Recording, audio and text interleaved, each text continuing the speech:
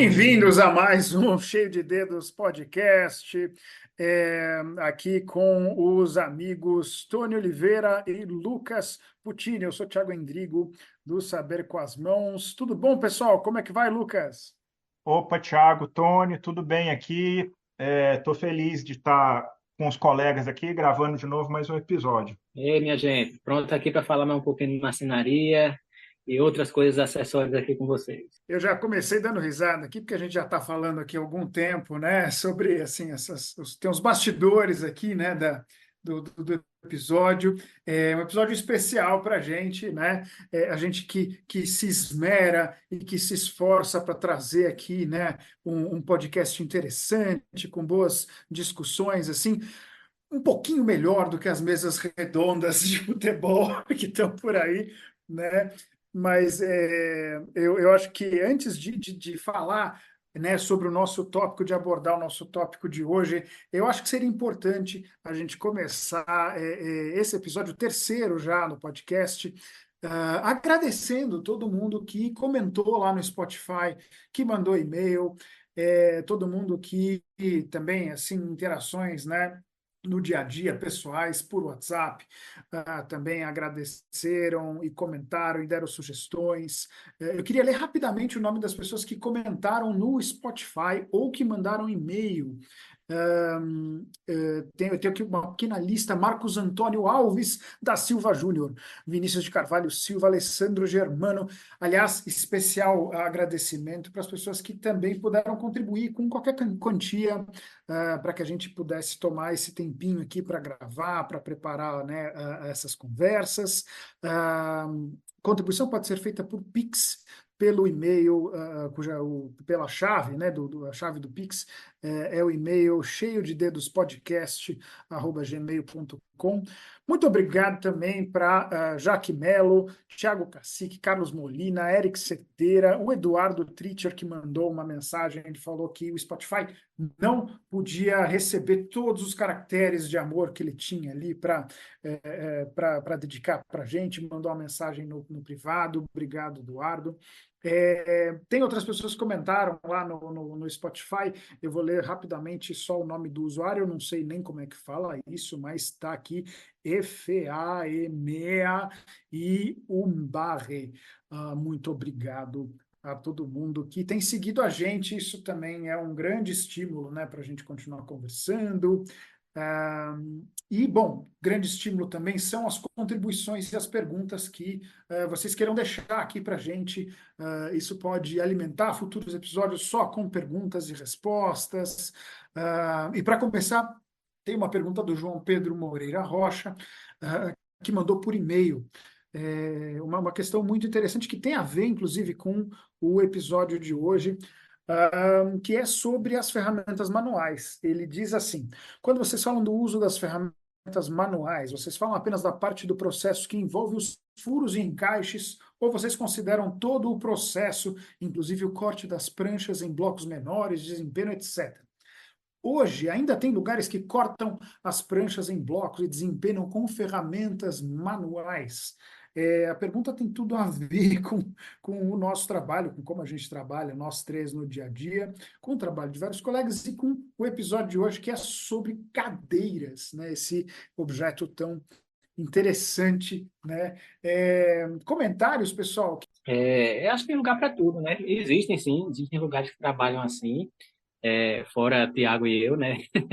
Tem muitas pessoas ainda que trabalham dessa forma. Então a gente fala de tudo, na verdade. Fala de pessoas que trabalham de fato de uma forma mista e que trabalham com as ferramentas manuais muito mais na parte do refino do trabalho, né, dos encaixes e tal, que é legal, né, eu acho que são coisas complementares, né, o tipo de precisão que a ferramenta manual oferece.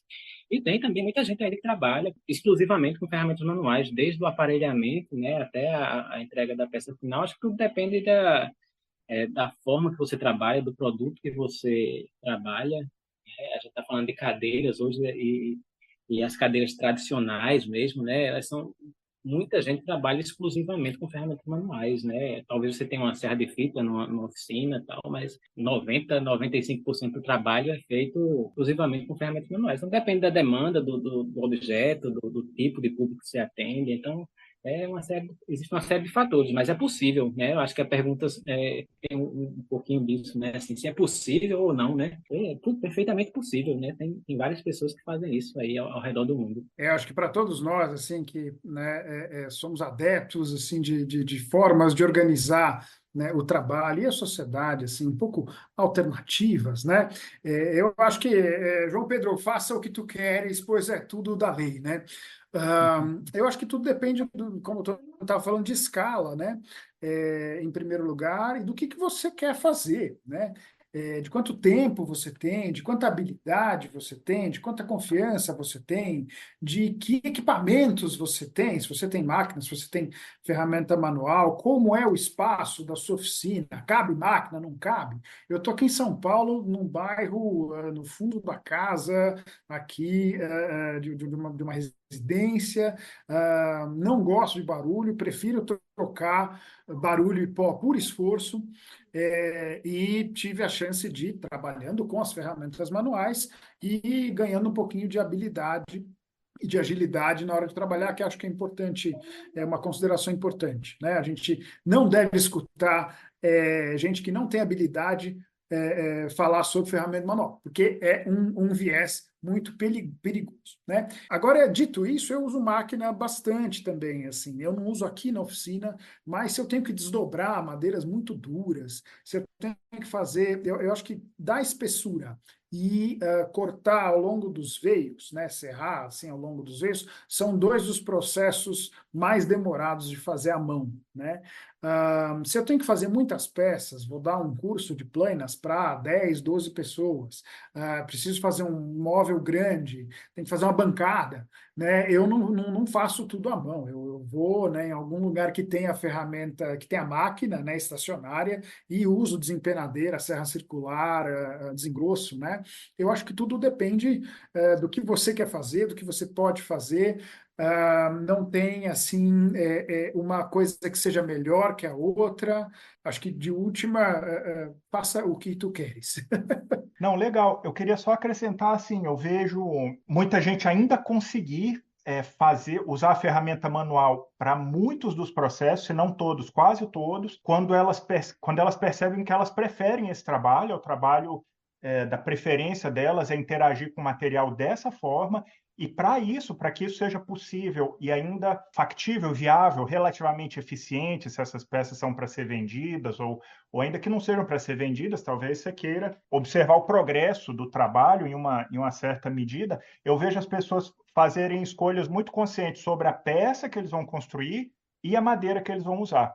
Então, assim, se você se interessa por esse universo, você vai ficando habilidoso no uso da ferramenta, mas também em saber quais peças você pode fazer com muita eficiência usando ferramentas manuais e quais madeiras permitem isso, né? E os nossos antepassados faziam exatamente isso. Por que que eles construíam tais cadeiras, tais mesas e tais peças de mobília, usando tais madeiras? Porque essa era por necessidade, iam fazer com ferramenta manual. E eles fizeram com uma eficiência e com um grau de habilidade que ia deixar qualquer um de nós de queixo caído.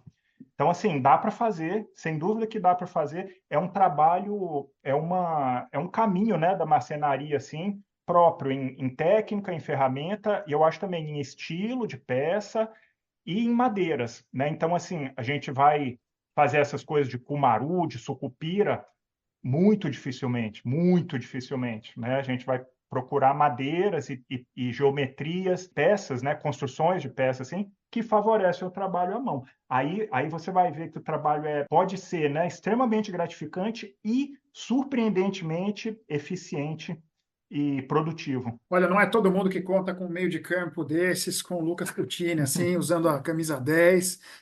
Você foi ao cerne assim da questão, Lucas, porque por isso eu acho que tem tudo a ver com as cadeiras, né? Eu conheço mais de uma pessoa que trabalha desse jeito, que escolheu fazer determinado objeto por conta dos processos, né? E por conta do tipo de coisa que queria usar, tipo de ferramenta, tipo de processo que queria fazer, né? É, a gente, assim, para nomear mais algumas pessoas, né, interessantes assim no campo, o Roy Underhill, que tem o programa, né, teve o programa de TV lá, que está inclusive no site da PBS ainda, no YouTube ainda dá para achar, episódios do Woodwright Shop. O Roy faz tudo à mão, né? Ele não vive de vender as coisas que ele produz, mas, bom, ele criou ali, né? Ele teve uma escola, ele teve um programa de TV, ele escreveu livros, então ele encontrou ali um jeito de trabalhar com a madeira que para ele era o essencial, o mais agradável, usando, né, a força humana ali, sem depender, né, de máquinas e outras coisas para fazer as coisas que ele queria, né? Tem mais de um exemplo, né? Mas para lembrar assim de uma frase do Roy, né? É, é importante às vezes a gente compreender, né?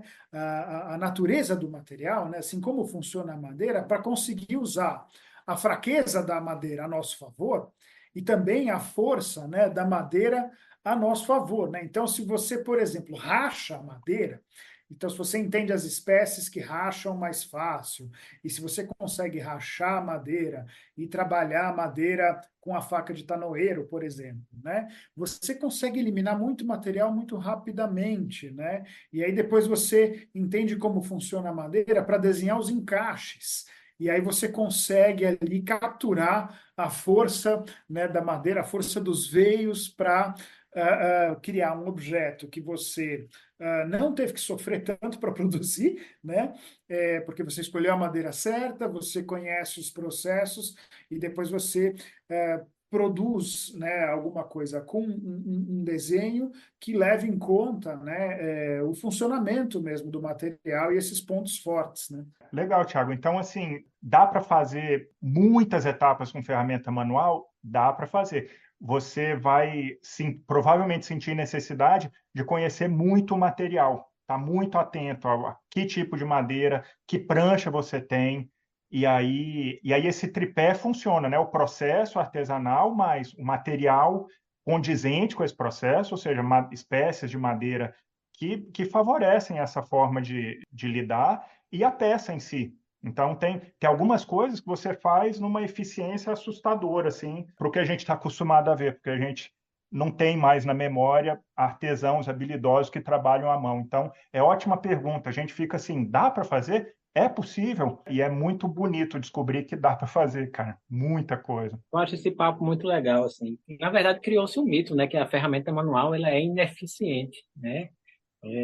O que acontece assim, é que quando você trabalha com a ferramenta manual, você trabalha com a madeira e não contra ela, né? É diferente quando a gente trabalha com vários milhares de RPMs aí que desconsideram várias questões da madeira. Não é que quem trabalha com máquina não conhece a madeira, mas o trabalho manual, de fato, né, com as ferramentas manuais, exige uma aproximação da madeira que a máquina não permite.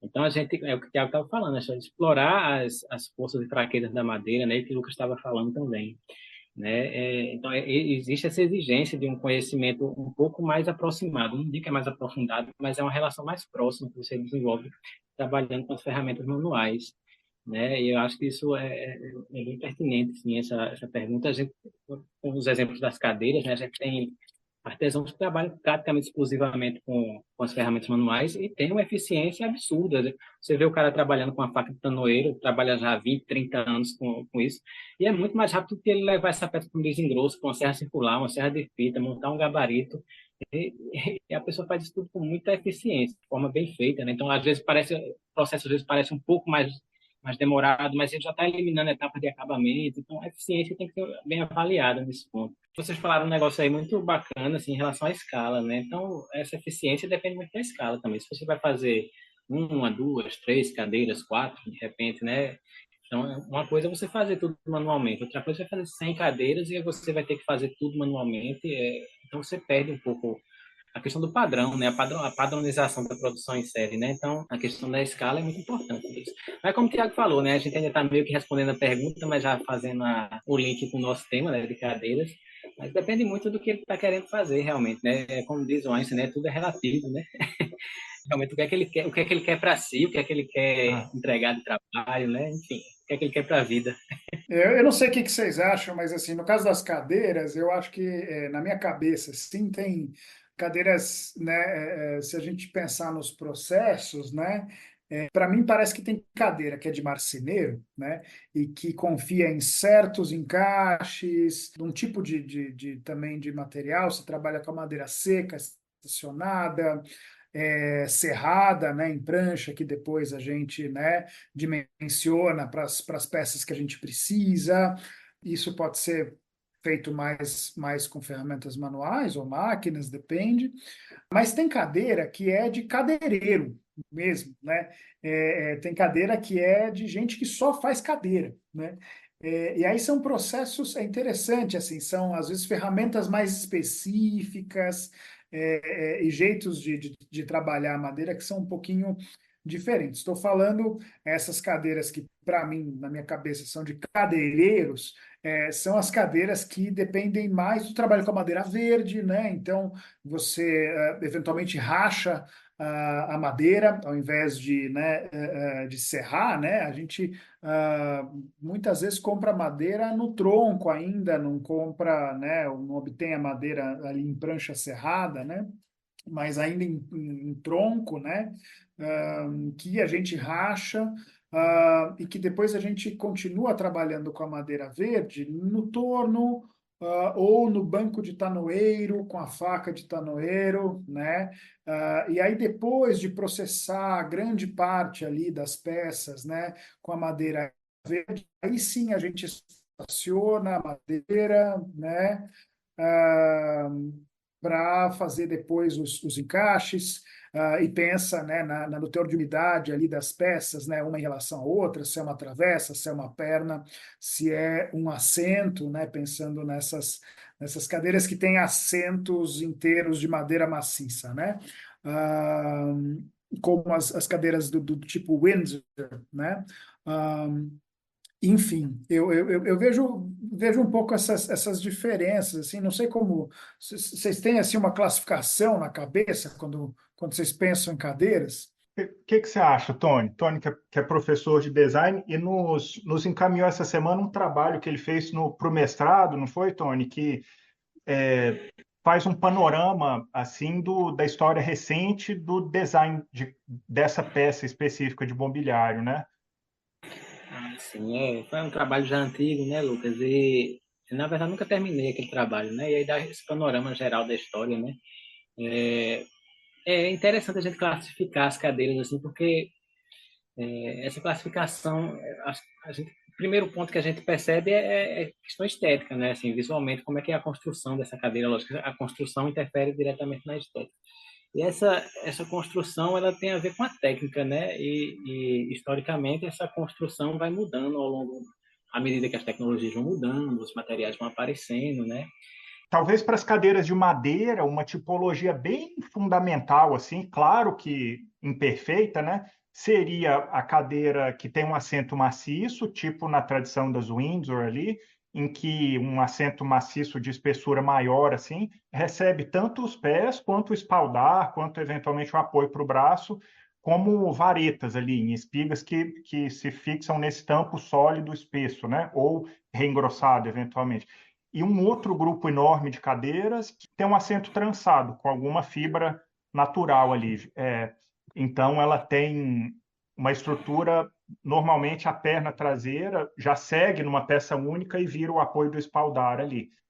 Né? Então, para tipologia, pelo menos das cadeiras tradicionais de madeira, eu acho que isso abrange muitíssima coisa. E aí, assim, com a história mais contemporânea, né, do uso da madeira para construir essa peça específica, a gente vê uma coisa que não se enquadra nisso certamente, que é a chegada da madeira compensada, né? E os compensados anatômicos já, enfim, que já tem uma curvatura, assim, então elas levam a outras formas de construir, eventualmente até peças quase únicas, assim, que moldam o compensado. Talvez, assim, essa é uma tipologia mínima, assim, para o uso da madeira. Agora, quando a gente introduz outros materiais, né, os metais e os plásticos, aí a gente passa a ser possível construir coisas que com madeira não dava para fazer. Então, você amplia a gama de possibilidades de design assim imensamente, né? Entendi. Eu acho que com as peças mais tradicionais é mais fácil a gente perceber uma classificação, né? Como você está falando da Windsor, por exemplo. as cadeiras que têm postos e travessas, né, como essas que têm os assentos cansados. Então, muita coisa também mais tradicional era muito criada assim por cânones de estilo, né? Então, assim, é mais fácil a gente enxergar uma classificação. Mas à medida que o tempo vai passando, né, e a gente vai se aproximando do nosso tempo, né, da contemporaneidade, assim, classificar as coisas é bem complicado, né? Realmente, hoje tudo é permitido, né? A cadeira é um objeto bem interessante nesse ponto, assim, para classificar, porque ela é um objeto muito peculiar, né? Assim, ela é cheia de significados ao ponto de ter cadeiras que ultrapassam esse limite do que é o pragmático, né? A função prática do objeto, do objeto utilitário, e passa a ser um objeto de arte até. Então, cadeiras que são impraticáveis de sentar, mas que ultrapassam esse limite, né? Então, hoje eu acho difícil a gente classificar, mas se a gente olha realmente para uma ótica assim, mais tradicional, eu acho que é possível a gente enxergar essa classificação, como você está falando da Windsor, né? Na Windsor você não tem nenhuma peça que atravessa do chão acima do assento, né? Todas elas, assim, elas atravessam o assento, mas elas não passam desse limite, né? Então, todas as Tudo se resolve no assento, né? assento, os pés se encaixam no assento, os braços se encaixam no assento, né? O espaldar no assento. Então, tudo nasce a partir dele, né? Então, é uma tipologia bem interessante. E tem a ver também com a técnica, né? Assim como as cadeiras mais contemporâneas, tudo segue, de certa forma, a técnica, né?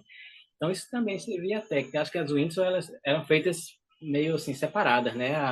Então, tinha alguém que fazia o torneamento das peças, tinha alguém que preparava os assentos.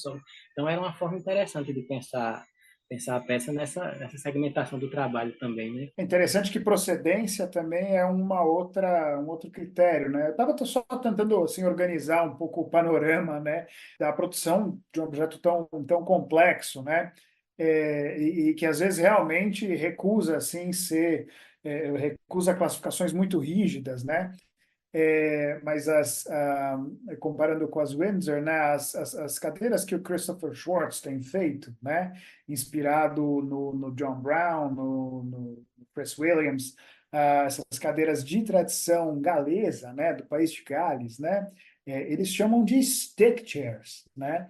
É uma cadeira bastante parecida com a cadeira Windsor, nessa forma, né, ali de como o móvel se estrutura, né? Também tudo se resolve no assento. O assento é sólido, de madeira, espesso, porque os pés estão espetados ali, né? São estacas, né, espetadas no assento. Às vezes tem um travamento inferior, às vezes não.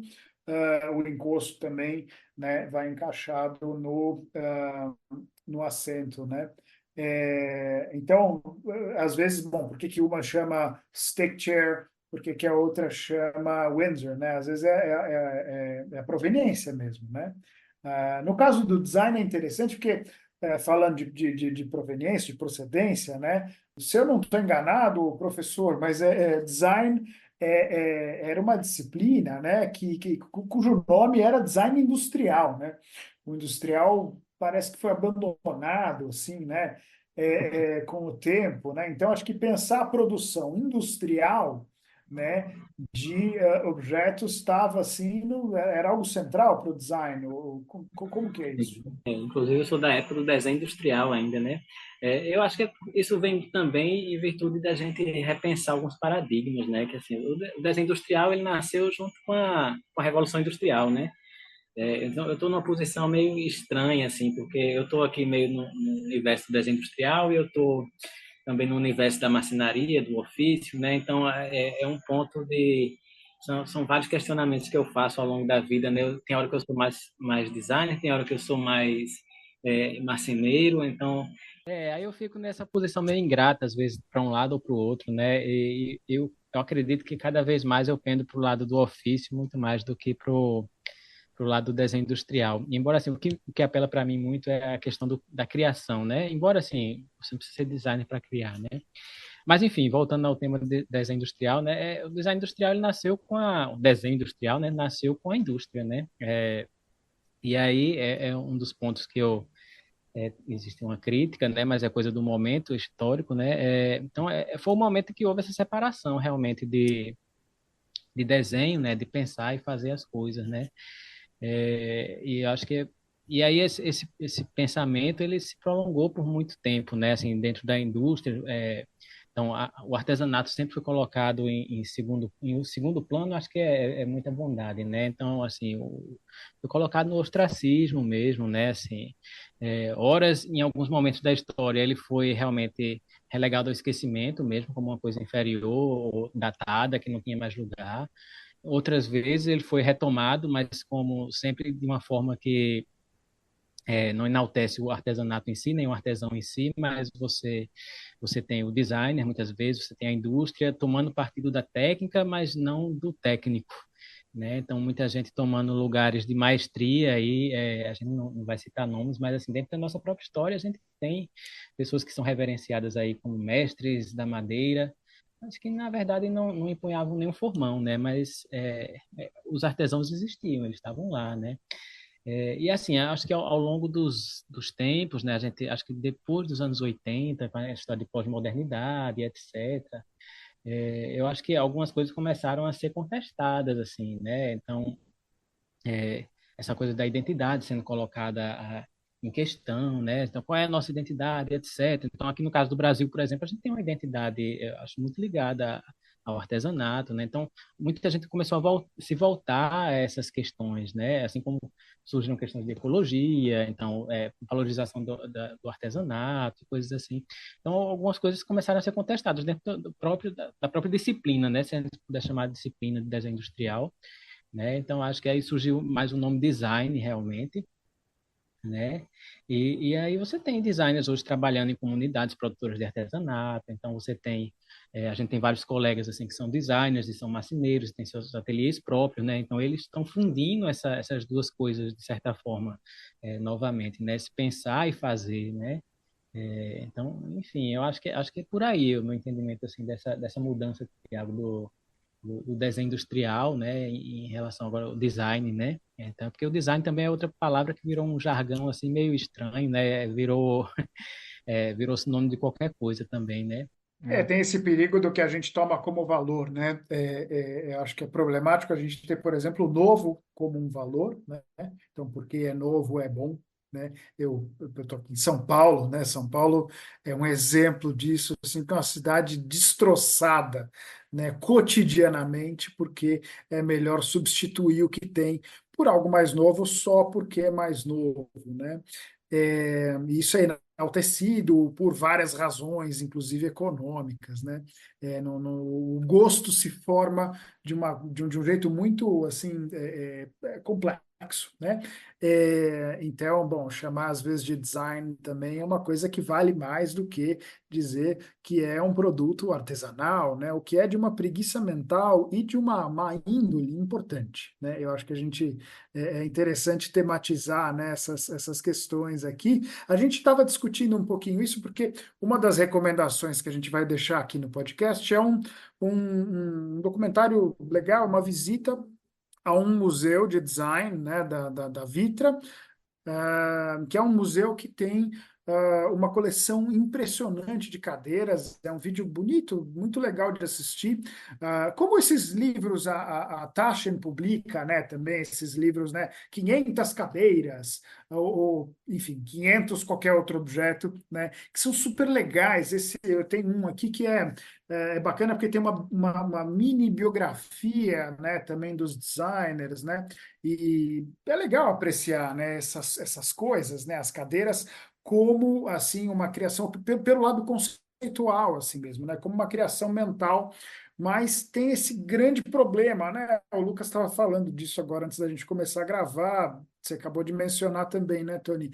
Esse problema enorme do ofício ficar apagado, né? Porque isso não brota da mente das pessoas para uma coisa diante de você, assim, do nada, né? Esses processos todos, né, de produção de algo precisam, né, acontecer efetivamente, né? Não, é bem interessante esse vídeo que o Thiago comenta aí, mostra as cadeiras prontas, né? E você sente, eu assim, como artesão, sinto um vácuo enorme, assim. Eles apresentam uma pessoa que concebeu, então o arquiteto, o designer, a inspiração dele, e alguém criou, aí isso se segue a um vácuo imenso e a cadeira está pronta. Às vezes fala, foi produzida aqui, foi produzida ali. Então, assim, você pode ter certeza absoluta para qualquer uma daquelas, as feitas de madeira, mas também as feitas de metal, as feitas de plástico, ou com fibras mais modernas, ou as que usam couro, usam aquilo. Alguém pensou, em seguida, alguém executou aquilo à mão, com muita ferramenta manual, muita destreza, habilidade na ponta do dedo ali, testou, refinou o protótipo, né? Acho que a indústria vai chamar isso de prototipagem, né? Ou a iteração assim entre o projetista e aquele departamento ali que cria a primeira peça. Então, isso é um artesanato. A indústria está cheia disso, por necessidade, né? Claro que isso também se adequa ao mundo em que as coisas são projetadas virtualmente, em que o designer já cria um modelo 3D e muitas vezes o modelo 3D instrui, várias vezes gera instrução para a máquina, e aí sim parece que o artesão ficou fora de lugar. E o que volta a outra pergunta, né? E se o artesão não participar desse ciclo? E se o designer projetar no computador e isso direto for automatizado para um sistema mecanizado e robótico? Será que a gente perde alguma coisa importante? Eu acho que perde muita coisa, muito importante, porque tem um saber, é o que a gente tenta trazer à tona aqui, né? Tem um saber que está nas mãos, assim, o projeto da cadeira, a cadeira vai ser melhor se você conhecer a madeira ou o metal. Então, eu vejo com surpresa e tristeza, assim, que as escolas de design usem muito pouco, por exemplo, o Tony vai saber dizer melhor do que eu, assim, mas que o estudante de design não seja um artesão mais versado no seu material ali, e que na hora de conceber algum objeto, ele não inclua no desenho dele a especificidade do material. Não sei se eu estou me expressando de forma muito clara, mas assim, como é que alguém vai fazer uma excelente cadeira de madeira se ela não conhecer a fundo o material? Ela não vai. Eu não sei como ela vai fazer isso. E, Exatamente. Ah, né? desculpa, Lucas. Não, então é isso. Então essa cisão entre saber, né, saber projetar, especificar, desenhar, conceber e produzir de fato em algum material tangível ali, se a gente separa isso em domínios, profissões e diplomas, que um conversa com o outro, mas que não são de fato integradas na mesma pessoa, né, no mesmo corpo, a mesma mente que direciona as mesmas mãos. Eu acho que muito se perde e, enfim, assistir um vídeo como esse ali, né, que mostra essa história recente do design de cadeiras, né, eu acho que eu assisto isso e vejo sempre essa lacuna, assim, né, eu queria ver mais do artesanato por trás disso. Então, eu acho que no mundo moderno tem um lugar bem reconhecido para o designer, para o design e para a indústria. E o artesanato, que nesse caso aí fez os protótipos, mas em outro caso, ele faria o protótipo e o produto. Eu acho que a gente devia trabalhar para ele reconquistar um lugar relevante no mundo de hoje também. Nossa, que beleza! Chegamos no ponto assim mais, né, mais querido, acho que para nós três, assim, né? Realmente, acho que tem muitos modos da gente produzir coisas e da gente colocá-las no mundo, né, em circulação, e de trocá-las por outras coisas, né, ou mesmo por dinheiro, né? Então, acho que você mencionou agora algo muito, muito legal, né, Lucas, que é essa produção que, enfim, onde quem cria e quem depois também põe a mão na massa, né, às vezes é a mesma pessoa ou às vezes não está tão distante, né? É, existe uma explicação assim sobre a qualidade daquele movimento, né, dinamarquês moderno, né, o Danish Modern Design, né? Ser tão bem sucedido que depende disso, né? O isolamento da Dinamarca na Segunda Guerra e a quantidade de bons artesãos, né, que depois trabalharam, né, com as pessoas que estavam ali desenhando, projetando, né, criando objetos e conseguiram produzir em conjunto, né, por mais que, né, quem leve a fama, né, seja muito mais, né, enfim, Jacobsen, Begna, enfim, é um grande nome, né, desses super criativos, né? O processo todo aconteceu em conjunto ali com pessoas que estavam, né, às vezes o dia todo ali na bancada, né? Pois é, Tiago. E assim, a gente vive, acho que um momento muito perigoso, né? Porque a gente hoje vive com essa questão das tecnologias, essas tecnologias assistidas, né, por computador, CNC e coisas do gênero. E por que eu estou falando isso? Porque é a questão da autonomia, entre aspas, né, do design. Então, Lucas falou aí o design precisa ter o conhecimento. Esse conhecimento é impossível ele ser ministrado num curso universitário, né? Ainda mais que os cursos universitários estão passando por um desmantelamento realmente das oficinas, né? Eu acho que o nosso curso lá em Caruaru é um dos poucos ainda no país que tem uma oficina com marcenaria, né? Em prol de oficinas que são de prototipagem rápida, né? Essas outras tecnologias que são importantes, são interessantes, especificamente para o design, para a indústria, etc. Mas a gente está perdendo uma coisa muito importante. Então, e essa autonomia já existe hoje, de certa forma, entre aspas, né? Porque o Lucas está falando, e se o artesão não fizer?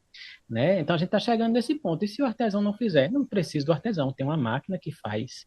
Né? Embora o artesão ele vai saber exatamente, a madeira é melhor que ela esteja nessa posição, é melhor que ela seja encaixada nesse ponto, etc. Mas a autonomia que eu falo é em relação à autoria, né? Então a gente não vê, assim, acho que a minha uma preocupação nesse ponto, né, é a questão da autoria. Então o cara ele suga o artesão, mas a autoria, a maestria é toda dele. Quando o projeto foi desenvolvido a duas cabeças, né? Então assim, você provavelmente aquela pessoa que chega com um projeto de uma cadeira, que é um objeto talvez um dos mais complexos de construção, né, na marcenaria e para o design, mesmo com todas essas questões que hoje qualquer coisa pode ser uma cadeira, desde que tenha um imposto, um assento, né? Então a gente tem cadeiras que não funcionam de fato, né? Mas enfim, então tem cadeiras que não duram, né? Porque a pessoa também não conhece o material ou por questões da indústria, etc. E aí se você excluir a figura do artesão e põe isso para um equipamento autônomo, entre aspas, né?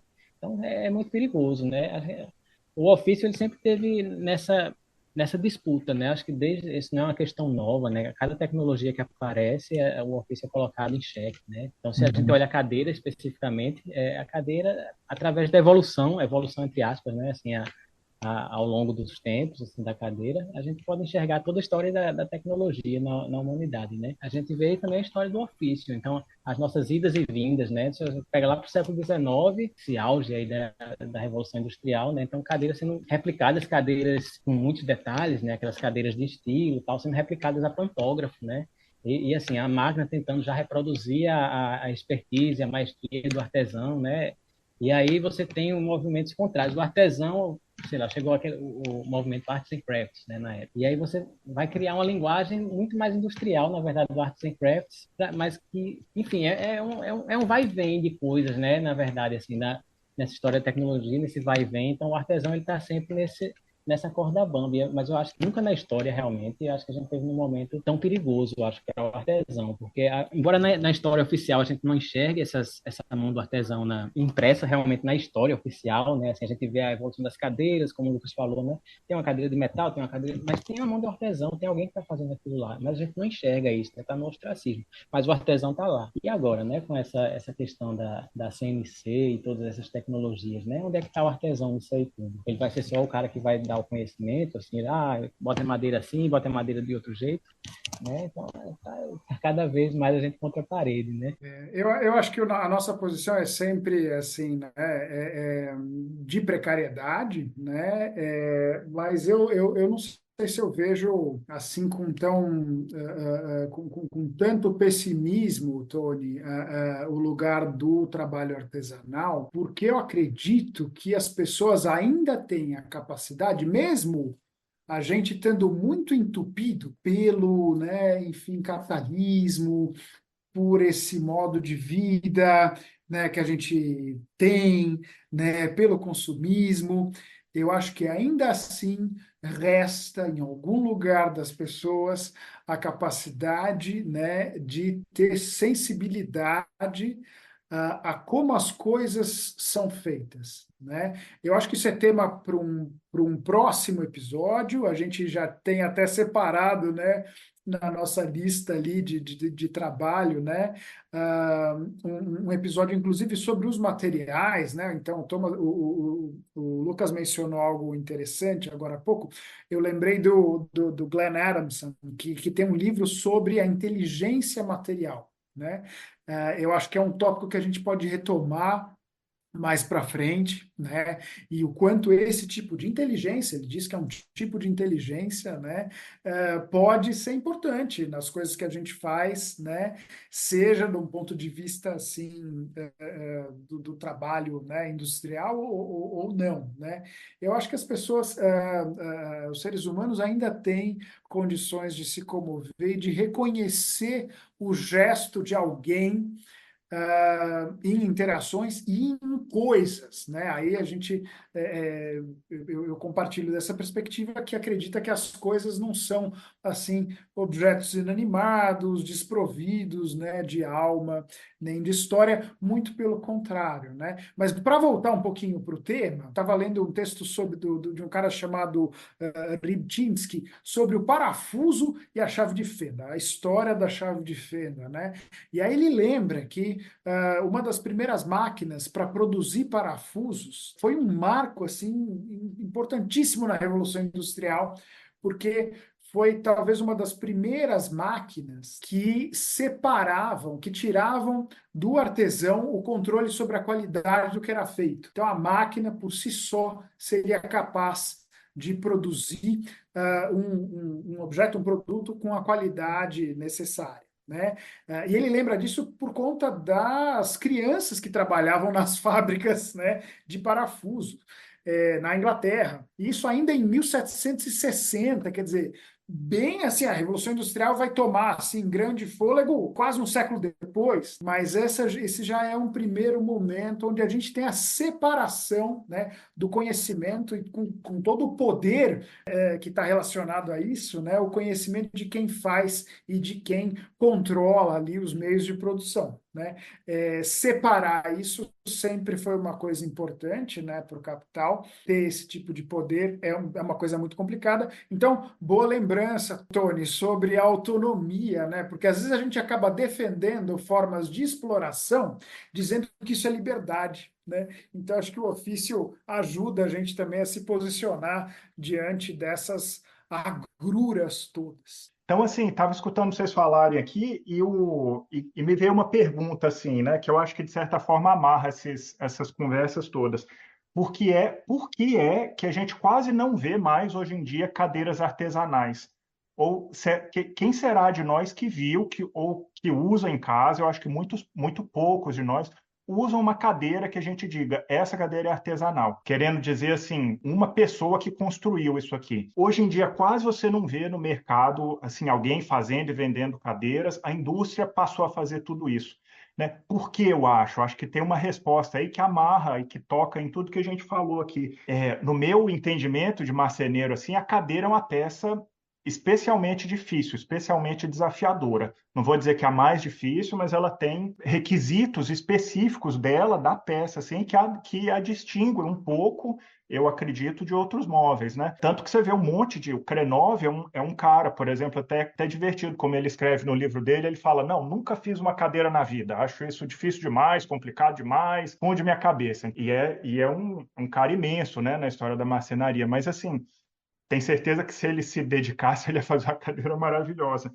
Mas assim, né, o que torna essa peça difícil de ser produzida? Vamos falar de madeira, né, que no caso é o material que a gente procura entender, assim. Eu acho, primeiro, a carga, o esforço, principalmente o esforço dinâmico a que essa estrutura é sujeita. Então, você tem que fazer uma cadeira para para uma pessoa de 100 quilos, sei lá eu, chegar com um certo embalo. Você não vai depositar 100 quilos devagarzinho. A pessoa tem que vir bem cansado e pum, sentar. Nessa hora, o esforço é muito maior do que os 100 quilos dela, 100 quilos acelerados para baixo. Então, você pensar, muitas vezes a gente não espera isso de uma mesa, né? Não é assim que a gente trata uma mesa. Rara, pensa na sua mesa de jantar, ela talvez na vida não vá ver 100 quilos, muito menos repetidas vezes no uso normal dela, né? Então, assim, a carga dinâmica é muita, isso para uma estrutura que tem que ser leve. Então, segundo requisito complicador assim e contraditório, ela tem que resistir a muito esforço, mas não pode pesar 1 tonelada, senão não é uma ótima cadeira, né? Uma ótima cadeira tem que ser leve o bastante para uma pessoa de idade, para minha avó, pegar e colocá-la de perna para cima em cima da mesa na hora de varrer a casa, com facilidade. E mover com uma mão, uma criança tem que mover, então ela tem que ser extremamente resistente, leve, né? E você vê, a maioria dos móveis não tem problema em ser pesado. Uma estante que ficar pesada, provavelmente vai ser até melhor uma mesa que ficar pesada, uma estrutura, digamos, o uso da madeira para carpintaria, o peso é amigo. No caso da cadeira, é meio a coisa da aeronáutica, assim, tem que ser extremamente resistente e leve. Daí que você vê a cadeira ser flexível. Daí que você vê um uso muito íntimo do material, assim, constrói coisas que são flexíveis. Igual você está voando, você vê a asa do avião mexer o tempo inteiro. Ela é resistente porque ela é flexível. E a madeira é assim, né? A madeira no galho da árvore, ela é igual o bambu, né? Notadamente o bambu, mas toda a madeira, ela é forte porque ela é flexível. Então, excelentes cadeiras artesanais são flexíveis. É incrível isso. A gente talvez nunca tenha visto uma cadeira assim de perto. E outro requisito complicador, mas também enriquecedor, né? Que torna isso apaixonante, é que a cadeira acomoda o corpo, né? Ela recebe o corpo humano e ela tem que ser confortável. É difícil pensar em outra peça que tem um requisito de conforto como o da cadeira, né? Então, as outras coisas que a gente produz de madeira, elas recebem coisas, recebem um monte de objetos, mas a peça que recebe o corpo é a cadeira. Então, isso aí implica, né, numa atenção, eu acho, muito maior para a ergonomia e sugere, quase obriga, não vou dizer obriga, mas sugere a presença assim de ângulos e curvas na sua peça, né? Você pode fazer uma cadeira que não tenha uma curva e não tenha um ângulo diferente de 90 graus, até pode, muita gente fez, por exemplo, tem algumas muito famosas nos museus. Eu tenho até pena de quem tiver que ficar numa cadeira daquela por 50 minutos, assim, tem pena, porque é horrível para o corpo. Então, você, por necessidade, inclui ângulos e curvas, assim. Então, isso torna uma peça que, para um marceneiro, né? O Thiago mencionou lá no início, cadeiras de marceneiro e a cadeira de cadeireiro, assim, né? Eu acho que se você vem, né, Thiago, da tradição, assim, da marcenaria de peças planas, né, de flat work, como o pessoal costuma dizer nos Estados Unidos, né? Se você aprendeu assim que toda peça começa no desempenho, no desengrosso, numa espessura homogênea, faces paralelas. Se você aprendeu que tudo parte daí, então trabalhar com ângulos e curvas é complexo, é difícil, é trabalho a mais, é elaboração e tal. Agora, existe uma outra tradição inteira dos cadeireiros, né, do pessoal que construiu cadeiras com pouquíssimos recursos, sem luz elétrica, assim, que são cadeiras que atendem tudo isso que eu falei aqui, são extremamente confortáveis, leves, resistentes. E o cara fazia sem luz elétrica, com meia dúzia de ferramenta. Então, assim, são cadeireiros que abordaram esse desafio por outro caminho, criaram as soluções deles, que são belíssimas, eu acho, como artesão, assim, eu me encanto, me maravilho mesmo de ver como é que eles resolveram uma coisa. Por ser difícil, o que eu acho que aconteceu? A indústria falou, não, assim, demora tempo para você virar um bom fazedor de cadeira. Então, à medida que a realidade do artesão fica sendo difícil, ele some e as indústrias estão produzindo as nossas cadeiras, muitas vezes cadeiras que são pesadas, que não são confortáveis, que não são leves, mas a indústria está fazendo, e os artesãos não estão, talvez, encontrando essa tradição dos especialistas em fazer cadeiras de madeira. Ainda existe essa história, é uma história muito linda. Enfim, eu descobri isso mais ou menos recentemente, assim, mas tem uma coisa chave, eu acho, pelo menos para mim, assim, eu não li isso em nenhum lugar, para mim que está no uso da peça torneada e da espiga redonda, e que resolve isso, e que é a direção do cadeireiro ali, sabe, que ele toma, e por que que para ele, nessa tradição marceneira, né, fazer cadeiras não é nada do outro mundo. É corriqueiro, ele faz infinitas variações da peça com eficiência e ele não se descabela igual, ele não fica cheio de dedos. Lucas, eu acho que você falou várias coisas legais aí. A sua pergunta inicial era por que que a gente não tem tantas cadeiras, né, assim, artesanais?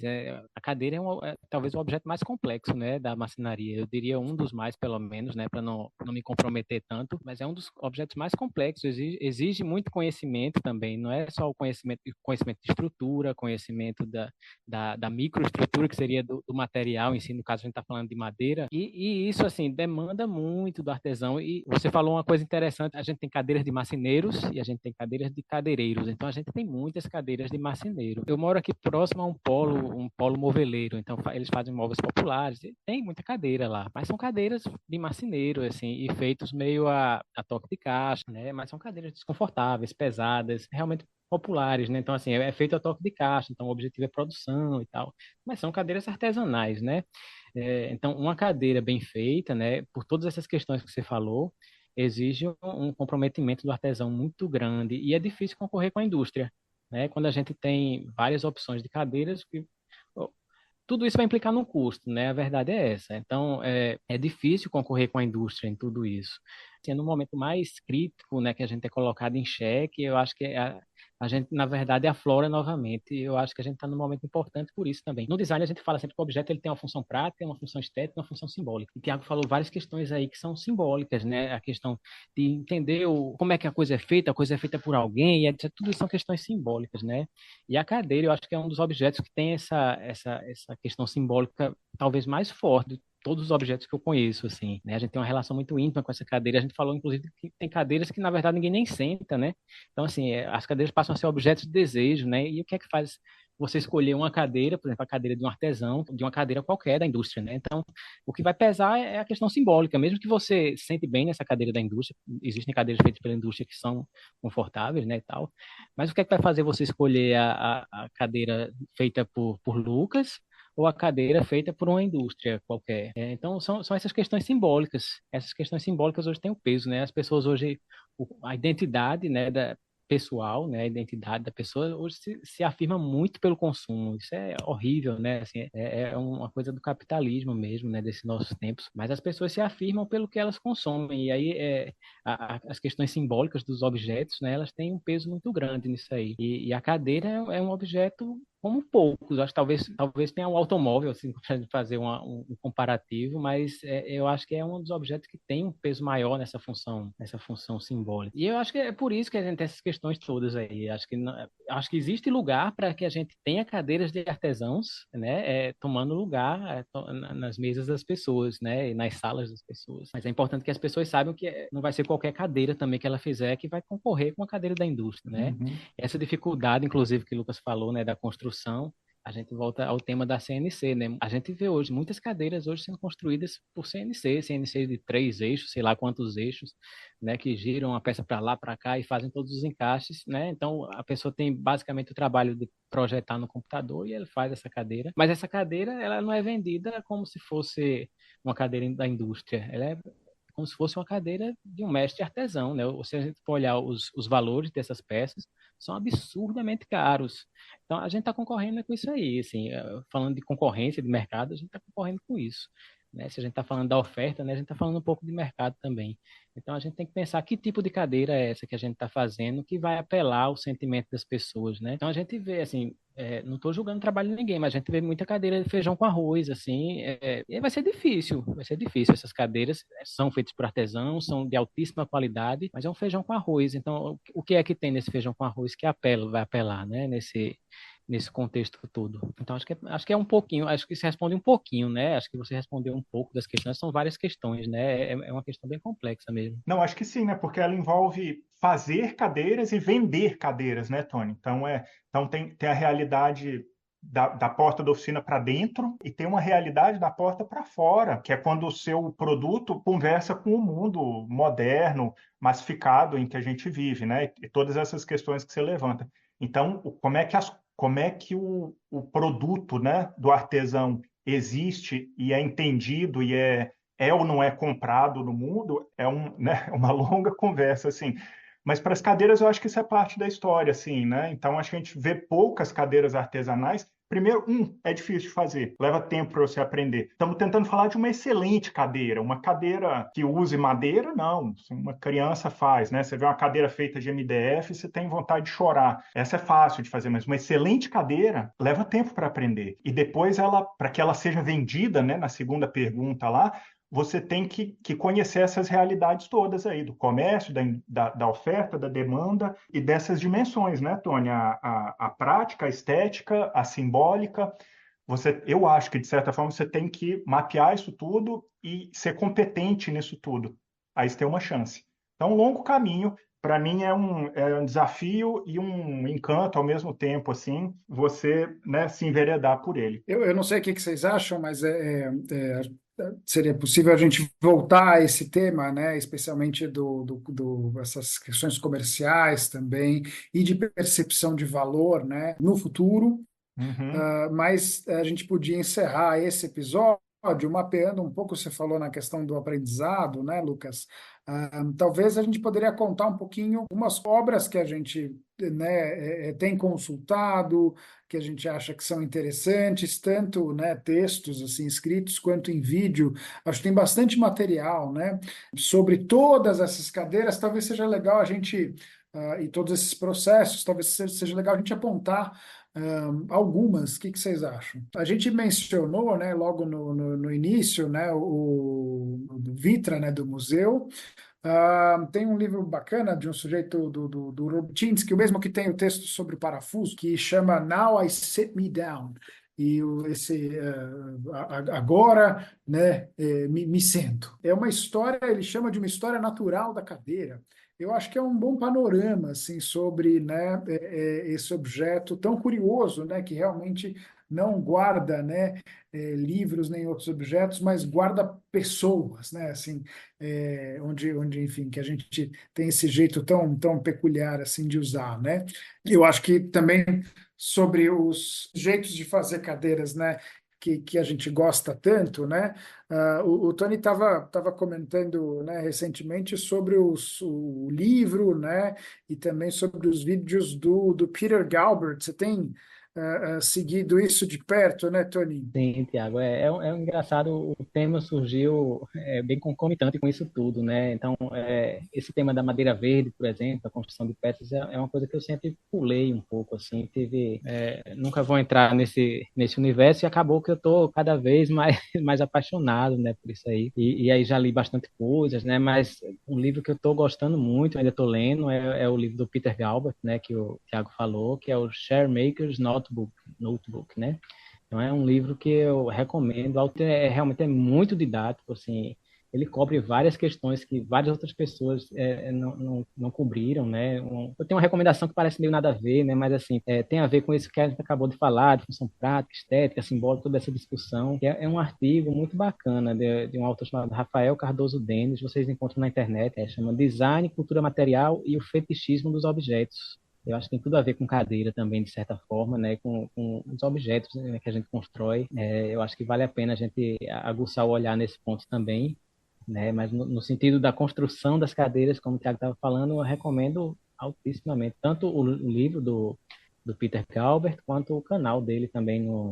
Ele tem vários materiais abertos, né? Lá, free, né? Para você assistir lá no YouTube, então vale a pena você seguir lá também. Tem algumas coisas gratuitas no YouTube, e tem algumas coisas pagas no Vimeo, que você pode assinar, pagar. Então, é como um curso, né, assim, sobre os fundamentos, né, da arte de fazer cadeiras, né, nesse estilo.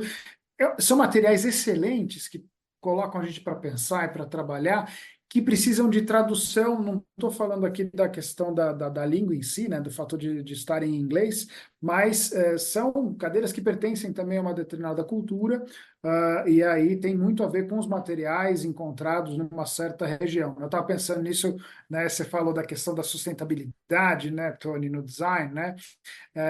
O Lucas falou das cadeiras, né, que às vezes são feitas por pessoas assim, né, desconhecidas, né, por cadeireiros anônimos, né.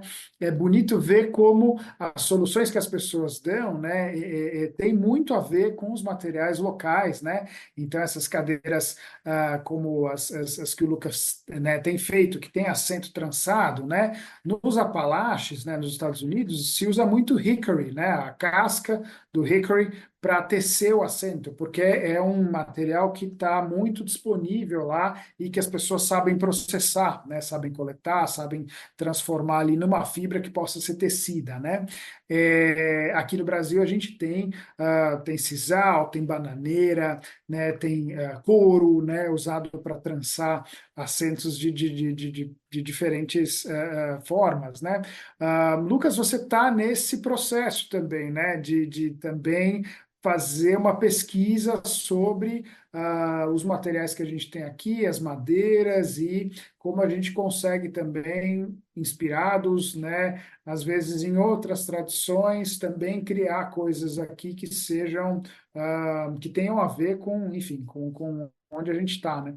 Exatamente. Então assim, minha formação de cadeireiro, assim, né, é autodidata, mas nesse sentido que a gente mencionou aqui em algum outro episódio, né, não é que eu aprendi sozinho, é autodidata guiado, né, por essas pessoas que fizeram esse trabalho incrível, e generoso, assim, eu acho.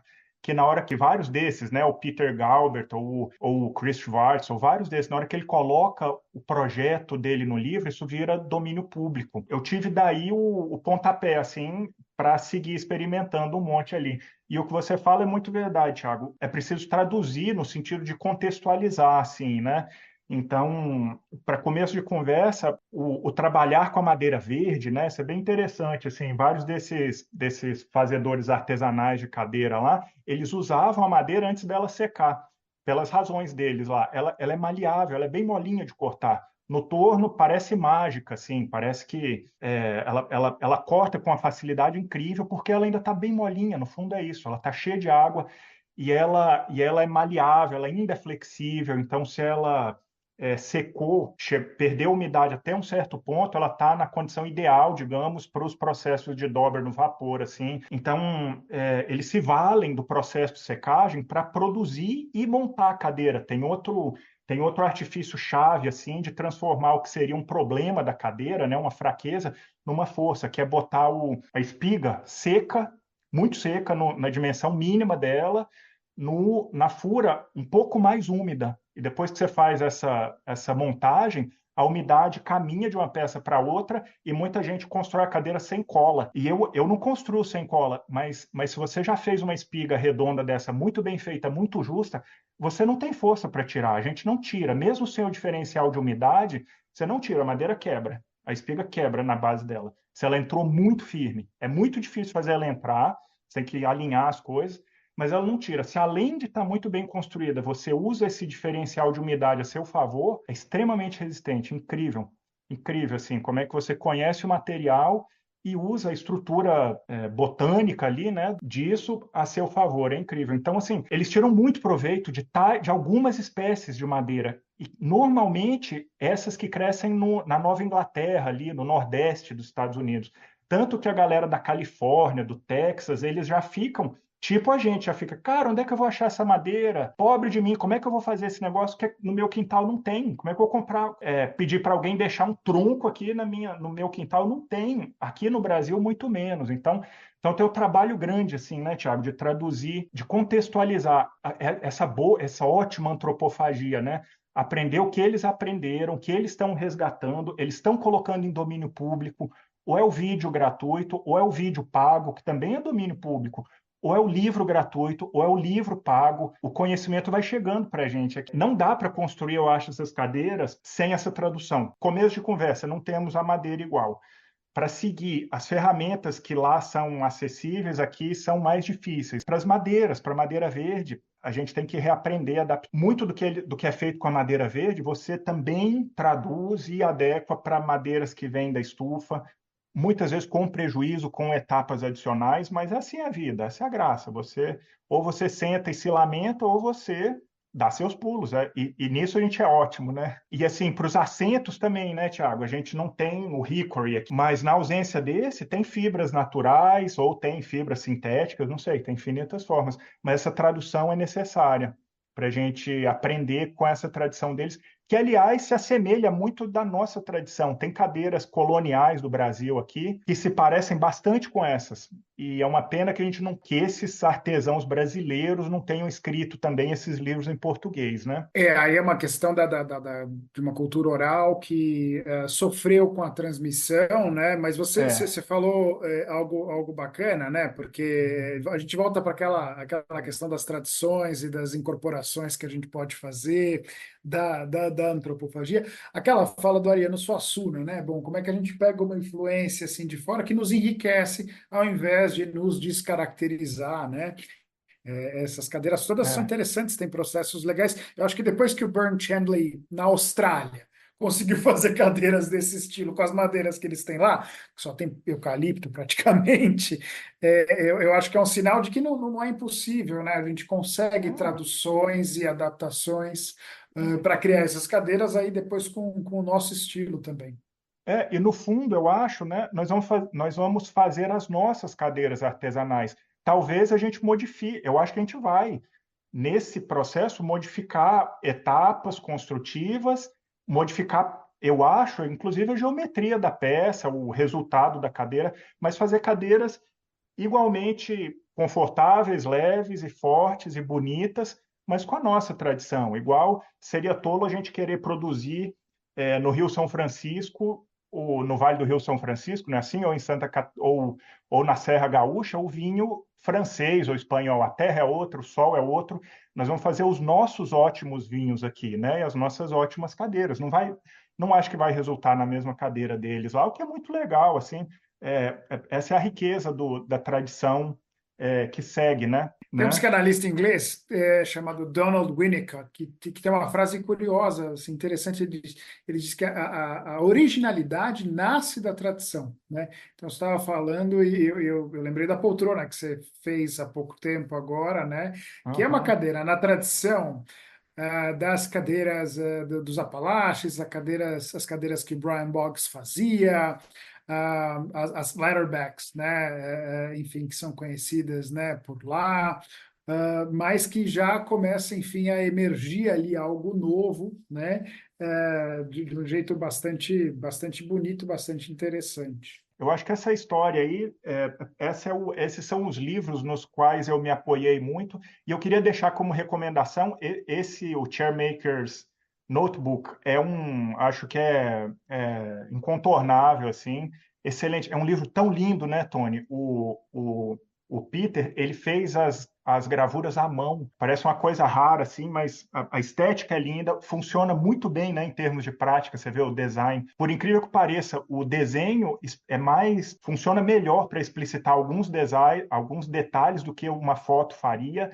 E é belíssimo e tem um valor simbólico, poético no livro dele, por estar ilustrado à mão. E o conteúdo é muito bacana, uma didática excelente. Agora, eu queria complementar essa dica com o que, para mim, foi o passo seguinte, assim, que foi quando eu comprei do Jeff Lefkowitz lá o manualzinho que ele usa nos cursos das cadeiras que eles fazem lá, não só ele, né? Então, essas cadeiras do Brian Boggs, ele pegou esse projeto das cadeiras e fez o desenho 3D. Ele é um designer gráfico muito competente nesse terreno aí. Então, o manual é lindo e é uma explicação passo a passo excelente para você aprender, né? Pegar aquele manual e dali resultar a cadeira é difícil, tem uma dezena de desafios assim, mas é um caminho. Você pode dar bastante crédito para o que está escrito ali, porque tem décadas de aprendizado naquele livrinho. E ele vende, se você entra em contato com ele lá, ele vende dois ou três, né? Tem a cadeira de jantar, a poltrona, a cadeira de balanço. São variantes do mesmo. Você vê que basicamente é a mesma tradição construtiva, assim, com variantes, né? Então, para mim foi um abrir incrível de portas, assim, me coloca em novos domínios, né, em novos terrenos, assim, tem bastante tornearia nessas peças, então você precisa de alguma destreza no torno para construir essas coisas nessa tradição, né? Você pode também trabalhar com seções que não são cilíndricas, evidente, né? Mas eles usam bastante o torno e eles usam a dobra no vapor, assim, que para nós é mais um trabalho de tradução e adequação, assim, porque as nossas madeiras vão vão vergar e vão responder a esse processo diferente da deles. Tenho aprendido bastante, assim, você tira a madeira tira da caixa de vapor, bota no gabarito ali, onde ela fica, primeiro ela se conforma, depois ela fica secando. E algumas espécies mantêm o formato mais do que outras. O spring back, né, que eles chamam, aquele retorno, aquele efeito mola que ela tem de voltar para o formato original. Depende da espécie. E aí você tira a peça dali, elas têm ângulos diferentes. Depois, se você for tentar montar a cadeira com um ângulo diferente, você tem que adequar os processos lá também. Você tem que ajustar a furação para aquela dobra específica daquela espécie. Então, você entra num universo assim de fato ter que entender bastante do material. Acho que é por isso que torna uma caminhada rica e gratificante, assim, porque te leva para bem perto da madeira, né? Pouco maquinário mediando o trabalho e muita atenção à madeira, à peça em si que você está trabalhando ali. Eu acho que é uma baita dica para quem se interessa por aprender assim madeiras, a fabricação de cadeiras artesanais. A gente vai deixar aqui o link para esse trabalho, né? Ou para onde você acha, né, Uhum. esses desenhos do Jeff que estão à venda e também esse manual para aprender mais sobre as traduções já feitas. É só conferir os cursos do Lucas na Marcenaria do Bosque, que estão com inscrições abertas. Para não deixar assim de comentar, né? O Peter Galbraith é um sujeito, além de ser muito inteligente, tem ele se formou em artes visuais, né? Então daí que vem ele ilustrou, né? O próprio livro, né? O Chairmaker's Notebook, mas ele começou a trabalhar nesse livro, isso não é muita gente que sabe, com o Curtis, né? Com o Curtis Buchanan. Era um trabalho dos dois. O Curtis depois se cansou, não quis tocar a escrita, demorou um tempão para ser produzido esse livro, né? Mas o Peter, ele foi assistente do Curtis muitas vezes em Boston, quando o Curtis ia dar aula lá na North Bennett School. E daí, bom, o Peter, com a capacidade que tem, pegou esse trabalho e continuou, né? E fez esse livro excelente, acho que é um dos melhores textos, né, sobre o assunto. Para acompanhar, quem quiser, além dos vídeos do Peter Galbraith, o Curtis Buchanan tem um canal no YouTube muito bonito, muito legal, que, enfim, com muito material ali disponível. O Tony estava contando que estava assistindo também, né, esses vídeos. O Curtis mostra como fazer algumas cadeiras lá, especialmente uma que ele chama de cadeira democrática. É possível comprar as plantas para essas cadeiras, quem quiser, no site do Curtis. Esses desenhos foram feitos pelo Jeff também, Lefkowitz. Um, mas, assim, tem um agradecimento especial para fazer pelo Curtis, que me acolheu lá na oficina dele também para me mostrar algumas coisas. É uma outra referência importante, assim, nesse campo, que também tem muita coisa, né? Também tem esses vídeos todos disponíveis gratuitamente ali no YouTube. O próprio Christopher Schwartz, o Stick Chair Book está disponível em PDF no site da Lost Art Press. Tudo isso a gente vai deixar aqui com links, né, para quem quiser consultar. É muito material. Falando em Lost Art Press, o Andy Glenn acabou de publicar Backwoods Chairmakers, sobre a pesquisa que ele fez sobre os cadeireiros ali dos Apalaches, com, enfim, fotos bonitas. Ele acabou o livro acabou de sair pela Lost Art Press. Mais alguma coisa, pessoal, antes da gente ir para os agradecimentos finais? Já é um livro mais antigo, acho que foi reeditado, inclusive, pela Lost Art Press, que é Making a Chair from a Tree, né, do Jane Alexander, né, que é seminal, né, essa turma toda que a gente está falando, inclusive, bebeu dessa fonte, né, então acho que uma recomendação acho que é um livro seminal na área, né, eu acho que vale a pena. Muito bem lembrado, eu tinha anotado a Jenny Alexander aqui para a gente mencionar. Obrigado pela lembrança, Tony. Valeu, nossa, acho que tivemos aqui uma conversa e tanto. Obrigado para quem ficou até aqui escutando.